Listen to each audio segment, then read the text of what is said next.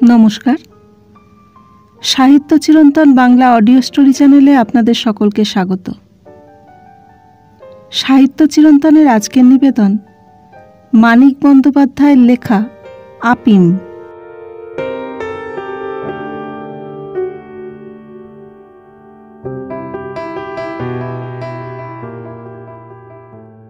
আজ সকালে বাজারে যাওয়ার লোকের অভাব ঘটেছে। বাজার প্রতিদিন একরকম নরেন নিজেই করে। আজ সকালে ঘুম থেকে উঠে সে একগাদা অফিসের কাগজপত্র নিয়ে বসেছে, অথচ বাজারে একজনকে পাঠাতেই হবে। অফিস আছে, স্কুল কলেজ আছে, কিছু মাছ তরকারি না আনালে চলবে কেন? ব্যস্ত ও বিব্রত স্বামীর মুখ দেখে মায়ার বড়ই মমতা হলো। বাজারের কথাটা না তুলেই সে সিঁড়ি দিয়ে উঠে গেল ছাদে। ছাদের ঘুপচি ঘরখানায় থাকে বিমল। সংসারের সমস্ত গণ্ডগোলের ঊর্ধ্বে থেকে সে কলেজের পড়া করে। বিমল তখনও ঘুমোচ্ছিল। বেলা 8টার আগে কোনোদিনই তার ঘুম ভাঙে না। ছোট কেরোসিন কাঠের টেবিলটিতে গাদা করা বই, খাতা আর ইংরেজি বাংলা মাসিক পত্র। বিছানাতেও কয়েকটা বই পড়ে আছে। মাথার কাছে একটা বার্লির কৌটো, দেশলাইয়ের কাঠি, পোড়া সিগারেটের টুকরো আর ছাইয়ে প্রায় ভর্তি হয়ে গেছে। বিছানা পেতে মেঝের যেটুকু ফাঁকা আছে সেখানেও এইসব আবর্জনাই বেশি। এসব মায়ার নজরে পড়ল না। এত বড় ছেলে সিগারেট খাবে সেটা আর এমন কি দোষের ব্যাপার? মায়ার শুধু চোখে পড়ল ঘুমন্ত ছেলের ক্লিষ্ট মুখখানি। আহা, কত রাত জেগে না জানি ছেলে তার পড়েছে। আজ যেমন করেই হোক ওকে একটু বেশি দুধ খাওয়াতেই হবে। ভাসুরের দুধ যদি একটু কমিয়ে দেওয়া যায়। আফিম খায় বলেই একজন রোজ 1 বাটি দুধ খাবে, আর এত খেটে তার ছেলের যথেষ্ট দুধ জুটবে না? যে ছেলে একদিন... সেইখানে দাঁড়িয়ে মায়া হয়তো ছেলের ভবিষ্যতের এবং সেই সঙ্গে জড়ানো নিজের ও নিজের এই সংসারের ভবিষ্যতের স্বপ্নে কিছুক্ষণের জন্য বিভোর হয়ে থাকত।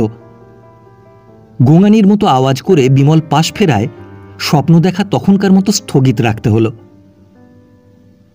কাল যে ইংরেজি নভেলটি পড়তে পড়তে বিমল ঘুমিয়ে পড়েছিল, ঠিক পিঠের নিচে সেই বইখানাই অনেকক্ষণ তার ঘুম ভাঙানোর চেষ্টা করছিল।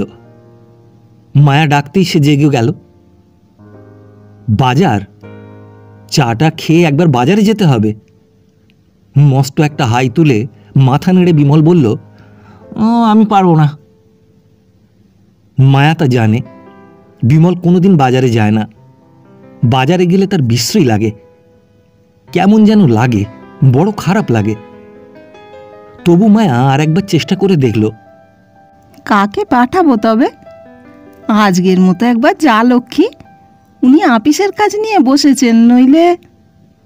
বিমল আবার মাথা নাড়ল। বাজার টাজার আমার দ্বারা হবে না মা। বলো তো, গিয়ে 10 বার দোকান থেকে জিনিস এনে দিচ্ছি। ওই বাজারে ঢুকে মাছ তরকারি কিনতে পারবো না। মায়া ফিরে গেল। তাই হোক, কোনোদিন যেন ছেলেকে তার নিজে বাজার করতে যেতে না হয়। শুধু বাজার করার জন্যই যেন মাইনা দিয়ে লোক রাখবার ক্ষমতা তার হয়। আচ্ছা, তার ভাসুর কেন বাজার যায় না?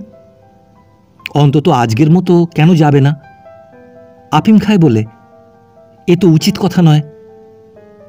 আগে যখন বড় চাকরি করত তখনকার কথা আলাদা, তখন কিছু বলবার ছিল না। কিন্তু এখন যখন সপরিবারে ধরতে গেলে একরকম ভাইয়ের ঘাড়ে চেপে আছে, এখন একদিনের জন্য দরকার হলে কেন সে যাবে না? কথাটা বুঝিয়ে বলতে নরেনও সায় দিল। তারপর সন্দিগ্ধভাবে বলল, দাদা কি যাবে? কাল কতটা গিলে ঘুমোচ্ছে কে জানে, ডেকে তুলতেই প্রাণ বেরিয়ে যাবে। আর দাদার কথা বাদ দাও। বড্ড বাড়াবাড়ি করছেন আজকাল। নরেন এ কথাতেও সায় দিল। বলল, কি জানো, শোকে তাপে এরকম হয়েছেন। বৌদি মারা যাবার পর থেকেই। তার আগে বুঝি খেতেন না? হ্যাঁ, তা খেতেন, তবে সে নামমাত্র, এতটা বাড়েনি। আপিমের নেশা বাড়ালেই বাড়ে। মায়া উঠে গেল। বাজারে পাঠিয়ে দিল ঠিকাঝি কালিদাসীকে। বাড়তি একটা কাজও কালিদাসী করে না, এক গ্লাস জল গড়িয়ে দিতে বললেও গজর গজর করে, কিন্তু বাজারে পাঠালেই যায়। পয়সা তো চুরি করেই, মাছ তরকারিও কিছু কিছু সরায়। ভিন্ন একটা পুঁটলি বেঁধে এনে নির্ভয় মায়াকে দেখায়। অন্তরঙ্গভাবে একগাল হেসে বলে, ঘরের বাজারটাও একই সাথে সেরে এলাম মা। গরিবের বাজার দেখেছো মা? এই 2টি আলু আর 2টি ঝিঙে। মায়া বিশ্বাস করে না যে তাদের বাজার থেকে সরানো এই সামান্য জিনিসেই কালিদাসীর বাড়ির সকলের পেট ভরে। তবে সে আরও যে 3টে বাড়িতে কাজ করে, তাদের প্রত্যেকের বাজারে এরকম ভাগ বসালে চলে যেতে পারে বটে। মাঝবয়সী এই স্ত্রীলোকটির ৮-৬০ গড়ন আর চালচলন সমস্তই মায়ার চক্ষুশূল। ঝি পাওয়া এত কঠিন না হলে সে কবে কালিদাসীকে দূর করে দিত। তবু মেয়ে মানুষের ঘরের খবর না জেনে পারে না। তাই খুঁটিয়ে খুঁটিয়ে কালিদাসীর সংসারের সব বিবরণী মায়া প্রায় জেনে ফেলেছে। খাওয়ার লোক এ বাড়ির চেয়ে 2-1 বেশিই হবে। তাছাড়া কালিদাসীর স্বামী মদন আফিম খায়। প্রথম দিন খবরটা শুনে মায়া গভীর সহানুভূতির সঙ্গে বলেছিল, আফিম খায়? তাই বুঝি রোজগারপাতি কিছুই করে না? কালিদাসী আশ্চর্য হয়ে বলেছিল, রোজগার করবে না কেন গা? ওর মতো খাটতে পারে কটা লোক। তবে গরিবের রোজগার তো কুলোয় না। মায়াও আশ্চর্য হয়ে বলেছিল, আফিম খায় তবু নিয়ম মতো কাজকর্ম করে? কালিদাসী বলেছিল, আফিম খায় তো কাজকর্ম করবে না কেনে মা? প্রায় 10টার সময় কালিদাসীর বাজার করা মাছ তরকারি মুখে গুঁজে নরেন অফিস যাচ্ছিল। আফিমখোর দাদা ডাকছে শুনে তার ঘরে গেল। 3টি মাথার বালিশের ওপর একটা পাশ বালিশ চাপিয়ে আরামে ঠেস দিয়ে হরেন আধশোয়া অবস্থায় পড়ে আছে। মুখে কিন্তু তার একটু আরামের ছাপ নেই। আছে চটচটে ঘামের মতো ভোঁতা একটা অবসাদ আর নির্বিকার উদাস ভাবের আবরণ। তোষকটা একটু ছেঁড়া, বিছানার চাদরটা অত্যন্ত ময়লা, 2টি বালিশ আর পাশ বালিশটিতে ওয়ারের অভাব। ঘরের সমস্ত জিনিসপত্রে পীড়াদায়ক বিশৃঙ্খলা। কিন্তু উপায় কি? শোকে তাপে মানুষ যখন কাতর হয়ে পড়ে, তখন আর তার কাছে কি প্রত্যাশা করা যায়? হরেন বলল, অফিস যাচ্ছ? নরেন বলল, হ্যাঁ। একটা টাকা দাও দেখি আমাকে। নরেন একটু ভাবল। টাকার বড় টানাটানি, মাস শেষ হয়ে এসেছে। অনেকদিন থেকে দাদাকে সে টাকা দিয়ে আসছে, কখনো 1টা কখনো 10টা। আজ ব্যাপারটা একটু বিবেচনা করে দেখা দরকার। আর কি কোনোদিন হরেনের পক্ষে গা ঝাড়া দিয়ে উঠে বড় চাকরি বাকরি করা সম্ভব হবে? আগের মতো অত বড় না হোক, মাঝারি রকমের বড়। 2 বছরের মধ্যে যদি এত আফিম বাড়িয়েও শোকতাপটা সামলে উঠতে না পেরে থাকে, আর কি কোনোদিন পারবে? আফিমটা হয়তো দিন দিন পরিমাণে বাড়িয়েই চলবে। মায়া ঠিক বলেছে, আফিমের নেশা বাড়ালেই বাড়ে। এই টাকা তো নেই দাদা, মাস কাবার হয়ে এলো, আমি সামান্য মাইনে পাই। একেবারে নেই? আনাচারে হবে না? নরেন মাথা নেড়ে বলল, না, 1টি পয়সা নেই। আফিমের জন্য তো। এই আফিমটা এবার তুমি ছেড়ে দাও দাদা। হরেন তৎক্ষণাৎ রাজি হয়ে গেল। আচ্ছা, ছেড়ে দেব, কিন্তু হঠাৎ তো ছাড়া যায় না। ওই একদিনের নেশা। কারো কাছে ধার ধর করে অল্প একটু এনো আজ কিনে, কমিয়ে কমিয়ে কদিন বাদেই একেবারে ছেড়ে দেব। সত্যি এ নেশাটা এবার ছেড়ে দেওয়াই উচিত। এনো কিন্তু, কেমন? হ্যাঁ দেখি বলে নরেন চলে গেল। জবাবটা হরেনের তেমন পছন্দ হলো না। অন্তত আজকের দিনটা চলে যায় এরকম সামান্য পরিমাণে আপিম নরেন কিনে আনবে এতটুকু ভরসা কি করা চলে এরকম জবাবের পর? যদি না আনে, অসময়ে সে ফিরে আসবে, তারপর হয়তো হাজার চেষ্টা করেও একরত্তি আপিমও সংগ্রহ করা চলবে না। কি সর্বনাশ! সন্ধ্যার সময় একটু আপিম না হলে তার চলবে কেন? কথাটা ভাবতে গিয়েই তার হৃৎকম্প উপস্থিত হয়। বিমল কলেজ যাওয়ার জন্য প্রস্তুত হলে বিমলকে সে ডাকে। গলা যথাসম্ভব মিহি করে বলে, এই কলেজ যাচ্ছ? আচ্ছা, এই তোমার কাছে টাকা আছে? একটা দিতে পারো আমায়? বিমল বলে, আছে, তোমায় দেব না। কেন? আপিম খেয়ে খেয়ে তুমি গোল্লায় যাবে, আর আমি? হরেনের আধবোঝা চোখ দুটি যেন এমন শ্রান্ত যে আর চোখে ভাইপোর মুখের দিকে তাকানোর পরিশ্রমটুকু করবার ক্ষমতাও চোখের নেই। চোখ দুটি একেবারে বুজে ফেলে বলে, আচ্ছা থাক থাক, দরকার নেই। স্নানাহারের পর হরেন আধময়লা একটা পাঞ্জাবি গায়ে দিয়ে নিজেই বেরিয়ে যায়। আফিম ছাড়া তার তো চলবে না, যেভাবেই হোক জোগাড় করতেই হবে। এদিকে অফিসে কাজ করতে করতে নরেনের মনটা খুঁতখুঁত করে। প্রথমটা হরেনের মঙ্গলের জন্য নিজের দৃঢ়তা প্রদর্শনের কথা ভেবে বেশ গর্ববোধ করছিল। অফিসে পৌঁছতে পৌঁছতেই প্রায় সে ভাবটা শেষ হয়ে গিয়েছে। এখন মনে হচ্ছে মোটে 4 গন্ডা পয়সা চেয়েছিল, না দেওয়া কি উচিত হয়েছে? একদিনে আপিম ছাড়া আপিমখোরের পক্ষে সম্ভব নয়, এই কথাও সত্য। মনে করো, হরেন যদি সত্য সত্যই কমিয়ে কমিয়ে ধীরে ধীরে আফিম ছেড়ে দেয়, আবার উঠে পড়ে লেগে ভালো একটা কাজ সংগ্রহ করে ফেলে, এবং আজকের ব্যাপারের জন্য তাকে কোনোদিন ক্ষমা না করে, কোনোদিন যদি তাকে আর টাকা পয়সা কিছু না দেয়, কাজে নরেনের ভুল হয়ে যেতে থাকে। হরেন যখন বড় চাকরি করছিল তখনকার সেই সুখের দিনগুলির কথা মনে ভেসে আসতে থাকে। কি আরামেই তখন সে ছিল, কোনো ভাবনা ছিল না, কোনো অভাব ছিল না। নিজের বেতনের প্রায় সব টাকাই নিজের সুখের জন্য খরচ করলেও কিছু এসে যেত না। আজ চারিদিকে টানাটানি, কেবল অভাব আর অভিযোগ। দিনে 5টির বেশি সিগারেট খাওয়ার পর্যন্ত তার উপায় নেই, বিড়ি টানতে হয়। আফিমের নেশাটা ছেড়ে হরেন যদি আবার... টিফিনের সময় মুখে খোঁচা খোঁচা দাড়ি, এক মাথা ঝাঁকড়া চুল নিয়ে মাঝবয়সী একটি লোক এসে বলল, এই মাসে নেবেন তো? আপনার জন্য বাঁচা বাঁচা নম্বর রেখেছি, এই সব কটা জোড় সংখ্যা, একটা বিজোড় নেই। এই দেখুন, 4, 8, 6। 6টি লটারির টিকিট বের করে সে নরেনের হাতে দেয়। নরেন নিঃশ্বাস ফেলে বলে, হ্যাঁ কিনছি তো প্রত্যেক মাসে, ও তো লাগছে কই। প্রথমে 3খানা, তারপর জোড়া সংখ্যার টিকিট কেনা ভালো মনে করে 4খানা টিকিট রেখে নরেন একটি টাকা বের করে দিল। টাকাটা পকেটে ভরে লোকটি বলল, এই 1 টাকা দামের 1খানা টিকিট আছে, নেবেন?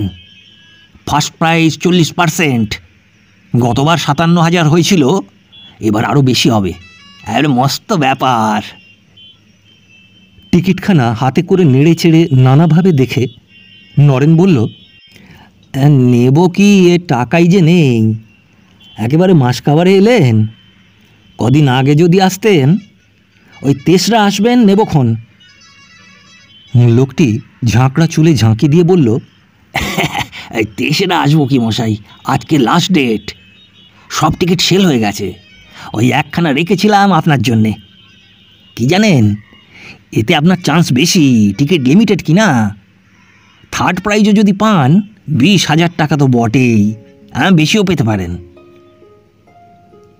আর একটি টাকা মানিব্যাগে ছিল, টাকাটি নরেন বের করে দিল। এদিকে কলেজে বিমলের মনটাও খুঁতখুঁত করে। হরেন যখন তাকে ডেকেছিল তার খানিক আগেই কাগজে একজন দেশনেতার মস্ত একটা বিবৃতি সে পড়ে ফেলেছিল। বিবৃতিটি অবশ্য আপিম সম্পর্কে নয়, তবু সেটি পড়ে দেশশুদ্ধ লোকের উপর যে তীব্র আক্রোশ আর যে অনির্দিষ্ট আত্মগ্লানি তাকে পীড়ন করছিল, অর্ধশায়িত জ্যাঠাকে দেখে তার প্রতিক্রিয়া একটা নির্দিষ্ট উপলক্ষ পেয়ে প্রবল হয়ে উঠেছিল। হঠাৎ জাগা বেপরোয়া উদ্ধত ভাবের আর সীমা ছিল না। কলেজে পৌঁছতে পৌঁছতেই সে ভাবটা প্রায় উবে গেছে। এখন মনে হচ্ছে ওরকম বাহাদুরি না করলেই বোধহয় ভালো হতো। কেবল সবিতাদের বাড়িতে নয়, আরও যে কয়েকটি উঁচু স্তরের পরিবারে সে মেলামেশার সুযোগ পেয়েছে, একটু খাতিরও পেয়েছে, তা তো কেবল সে হরেন মিত্রের ভাইপো বলেই। তার জ্যাঠামশাইয়ের সুদিন যদি কোনোদিন ফিরে আসে, আর জ্যাঠামশাই যদি তাকে উঁচু স্তরে উঠবার বিশেষ ব্যবস্থা করে দেন, তবেই তো কেবল সবিতার সম্বন্ধে আশা ভরসা পোষণ করা তার পক্ষে সম্ভব হতে পারে। অবশ্য সবিতা যদি তার জন্য পাগল হয়ে ওঠে, যদি বুঝতে পারে যে তাকে ছাড়া বেঁচে থাকার কোনো সুখ নেই, তবে হয়তো জ্যাঠামশাই পেছনে নেই জেনেও, এবং সে যে একদিন বড় হবেই হবে তার কোনো সুনিশ্চিত প্রমাণ সে এখনো দেখাতে না পারলেও, তাকেই সবিতা বরণ করবে। তবু জ্যাঠামশাইকে চটানো বোধহয় উচিত হয়নি। 3টের সময় বিমল গেটের কাছে দাঁড়িয়ে রইল। তার ক্লাস 1 ঘন্টা আগেই শেষ হয়েছে, এবার শেষ হলো সবিতার। প্রায় আধ ঘন্টা পরে সবিতা এলো। বিনা ভূমিকাতেই বলল, আজ তো আপনাকে মোড় পর্যন্ত পৌঁছে দিতে পারবো না, আমি অন্য দিকে যাব। বিমল বলল, কোন দিকে?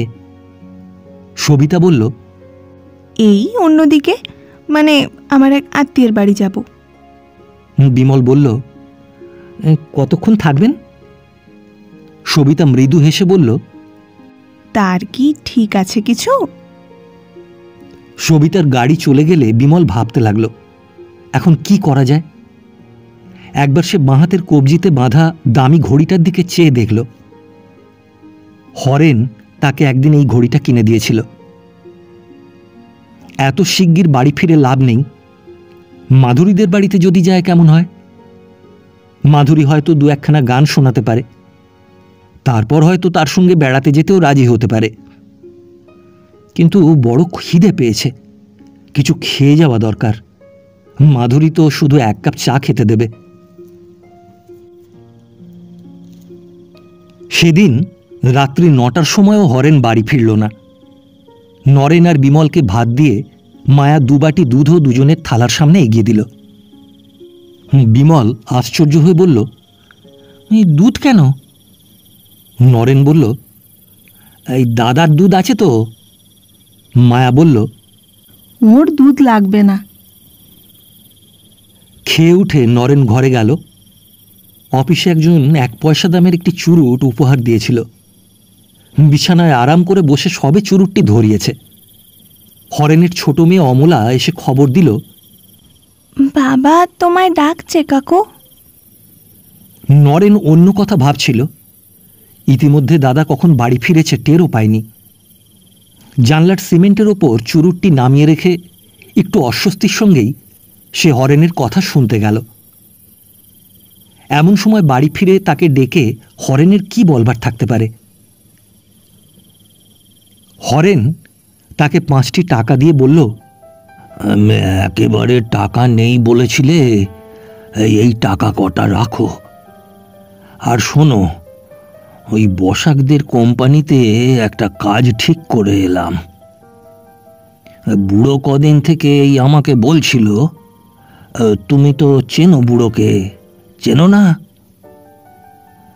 শরীরটা ভালো যাচ্ছে না, কিন্তু কি আর করা যায়, সংসার তো চালানো চাই। আর মেয়েটারও বিয়ে দিতে হবে 2 দিন পরে। এই সব ভেবে হরেনের ভাব দেখে মনে হয় একটা চাকরি ঠিক করে এসে সে যেন অপরাধ করেছে এবং নিজেকে সমর্থন করার জন্য নরেনের কাছে কৈফিয়ত দিচ্ছে। হঠাৎ থেমে গিয়ে সে ডাকল, অমলি। অমলা এলে বলল, তোর কাকিমাকে বলতো গিয়ে আমি ভাত খাবো না, শুধু দুধ খাবো। নরেন নিজেই মায়াকে খবরটা জানিয়ে এলো। হরেনের চাকরির খবরের চেয়ে সে শুধু দুধ খাবে এই খবরটাই যেন মায়াকে বিচলিত করে দিল বেশি। গৃহিণীর কর্তব্য পালনের জন্যই সে যে আজ এক ফোঁটা দুধও রাখেনি, দুধের কড়াইটা পর্যন্ত মাজবার জন্য কলতলায় বের করে দিয়েছে। কি হবে এখন? বিমলকে ডাকো শিগগির, আর কোয়ানা পয়সা দাও। বিমল মোড়ের ময়রার দোকান থেকে দুধ আনতে গেল। নরেন ঘরে গিয়ে আবার বিছানায় আরাম করে বসল। চুরুটটা নিভে গেছে। রাত্রে সহজে ঘুম না এলে দরকার হতে পারে ভেবে 2টি সিগারেট নরেন সঞ্চয় করে রেখেছিল। ঘুম না এলে গভীর রাত্রে ক্রমাগত সিগারেট টানবার ইচ্ছাটা কেন যে প্রচণ্ড হয়ে ওঠে কে জানে। বিমলকে 5টা সিগারেটও আনতে দেওয়া হয়েছে। সুতরাং নিশ্চিন্ত মনেই সঞ্চিত সিগারেটের একটি ধরিয়ে সে টানতে লাগল। যার যা টানা অভ্যেস সেটা না হলে কি তার আরাম হয়? হরেন আবার চাকরি করবে, সংসারের অভাব অনটন দূর হবে, এ চিন্তার চেয়ে অন্য একটা অতি তুচ্ছ কথা নরেনের বেশি মনে হতে থাকে। কাল বাজার করার পয়সা কোথা থেকে পাবে সে ভেবে পাচ্ছিল না। হরেন 5টা টাকা দেওয়ায় এই দুশ্চিন্তার হাত থেকে সে রেহাই পেয়েছে। বাজারের পয়সা পর্যন্ত না রেখে 2 টাকা দিয়ে লটারির টিকিট কিনেছে। এই চিন্তাটাও মনের মধ্যে বড় বেশি বিঁধছিল। 1050 টাকা পেয়ে গেলে যে কি মজাটাই হবে এ কল্পনায় যেন তেমন সুখ হচ্ছিল না। এবার চোখ বুঝে নিশ্চিন্ত মনে কল্পনাকে আমল দেওয়া সম্ভব হয়েছে। পড়ার টেবিলের সামনে বসে বিমল ভাবতে থাকে, এত রাত্রে সে যে কষ্ট করে তার খাওয়ার জন্য দুধ কিনে এনেছে, পাকে প্রকারে জ্যাঠামশাইকে এ খবরটা জানিয়ে দিতে পারলে বোধহয় ভালো হতো। সকালের ব্যাপারে জ্যাঠামশাই যদি চটে থাকে, কথাটা শুনে খুশি হতে পারে। খুশি হলে হয়তো। রাত্রির মতো মায়ার সংসারের হাঙ্গামা চুকতে 11টা বেজে গেল। হরেন তখন ঘুমিয়ে পড়েছে। অন্যদিন সন্ধ্যার পরেই নেশা জমে আসে। 11টা 12টা পর্যন্ত ঝিমোনোর আরাম ভোগ করে সে ঘুমিয়ে পড়ে। আজ সে সুখটা ফসকে গেছে। রাত 9টা পর্যন্ত বাইরে বাইরে ঘুরে এমন শ্রান্তই সে হয়ে পড়েছিল যে ভালো করে নেশা জমবার আগেই ঘুম এসে গেছে। নরেন চিত হয়ে শুয়ে 3য়বার লটারির টিকিটের লেখাগুলি খুঁটিয়ে খুঁটিয়ে পড়ছে। বিমলও পড়ার টেবিল ছেড়ে কয়েকখানা বই আর খাতা পেন্সিল নিয়ে বিছানার আশ্রয় গ্রহণ করেছে। মুখে তার গভীর দুশ্চিন্তার ছাপ। কিছুক্ষণ থেকে সে মনে মনে একটা গল্প গড়ে তুলছিল। কলেজ থেকে সবিতার গাড়িতে মোড় পর্যন্ত আসবার সময় একটা অ্যাক্সিডেন্ট ঘটে গেছে। হাসপাতালে সে আর সবিতা একটা ঘরে পাশাপাশি 2টি বেডে পড়ে আছে। সবিতার বিশেষ কিছু হয়নি। সবিতাকে বাঁচাতে গিয়ে তার আঘাত লেগেছে গুরুতর। ডাক্তারের বারণ না মেনে সবিতা বেড ছেড়ে উঠে এসে তার কপালে হাত বুলিয়ে দিচ্ছে। গল্পটি যখন জমে এসেছে, হঠাৎ তখন বিমলের মনে পড়ে গেছে, আহত হয়ে এক হাসপাতালে গেলেও তাদের তো এক ওয়ার্ডে রাখবে না। টেবিলের উপর 1 গ্লাস জল ঢাকা দিয়ে রেখে মায়া খানিকক্ষণ ছেলের দিকে চেয়ে রইল। একবার ভাবল আর বেশি রাত জাগতে ছেলেকে বারণ করে। তারপর ভাবল, বড় হতে হলে রাত জেগে না পড়লে চলবে কেন?